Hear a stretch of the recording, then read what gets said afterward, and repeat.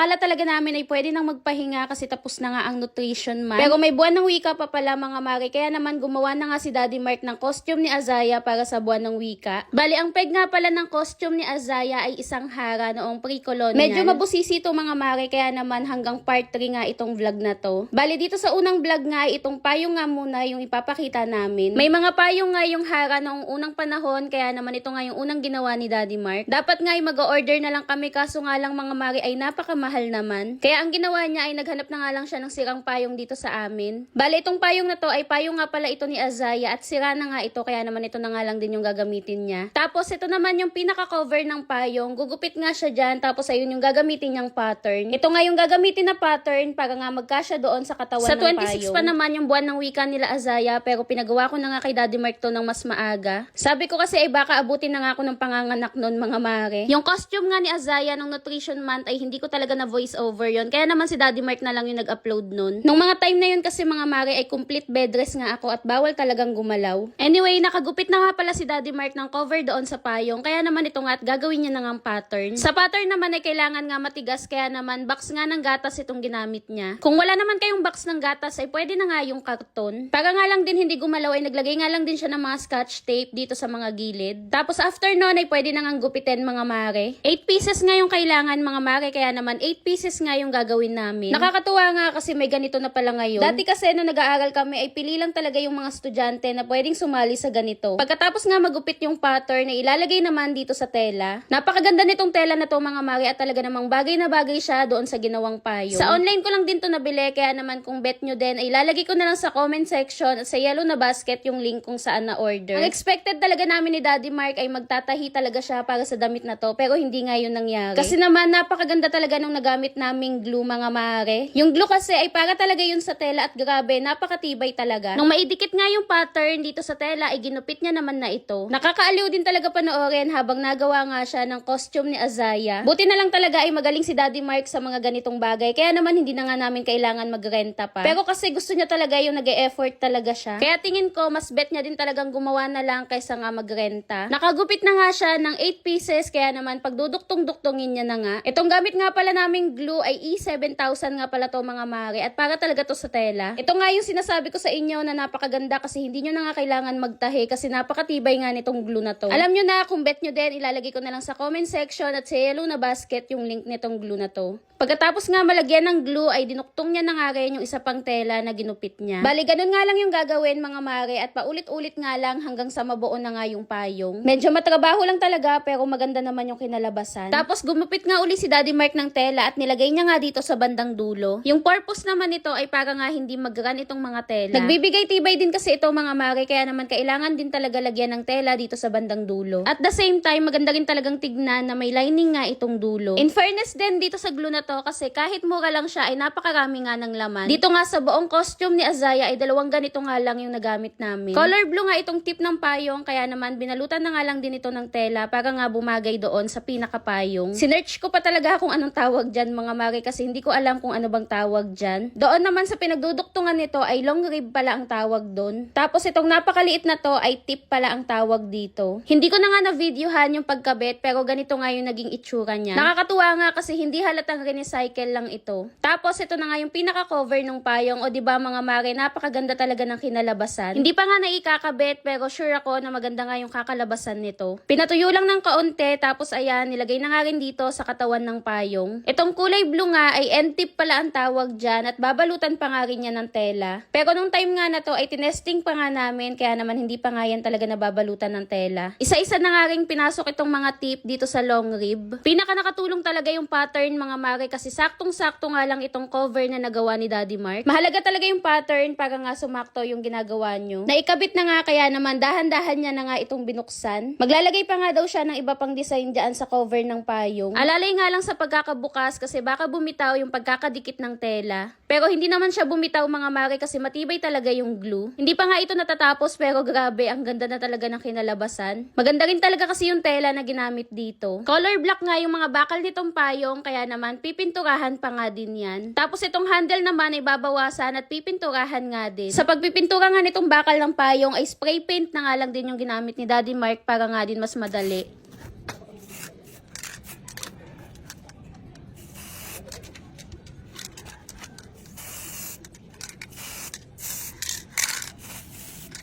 Gold nga daw yung kulay nito pero parang hindi naman siya gold. Pero okay lang kasi bumagay naman siya doon sa cover ng payong. Natuyo din naman agad kaya naman dito na nga tayo sa next step. Hindi ko na nga na-videohan yung iba dyan pero naglalagay nga pala si Daddy Mark ng gold trimmings dito. Yung mga hara kasi noong unang panahon ay napakarami talagang ginto kaya naman tatadtarin natin ng ginto yan. Itong mga gold trimmings ay na-order nga lang din ito sa online kaya naman nilalagay ko na lang ulit sa comment section at sa yellow na basket yung link. Gandang-ganda talaga ako dito sa payong mga mare kaya naman para talagang Reyna yung gagamit nito. Sabi ko nga ay dapat may kasama ding uripon si Azaya para ganap na ganap talaga. Isa nga rin sa inspiration namin dito ay yung Amaya. Yung mga hara kasi doon karaniwan nga ay ganito nga yung kasuotan. Naalala ko nga dati nung buntis pa ako kay Azaya ay madalas ko talagang pinapanood yung Amaya. Nako, napakaganda naman kasi talaga ng storya ng Amaya. Anyway, ito na nga at buo na nga itong payong ni Azaya. Grabe, sobrang ganda at parang sa mga hara talaga to. Malaki din talaga yung tinipid na nag-DIY na lang mga mare kaysa nga nag-order online. Next vlog naman ipapakita namin kung paano binuo yung damit ni Azaya. So ayun lang for today's video. Kita-kita tayo next vlog!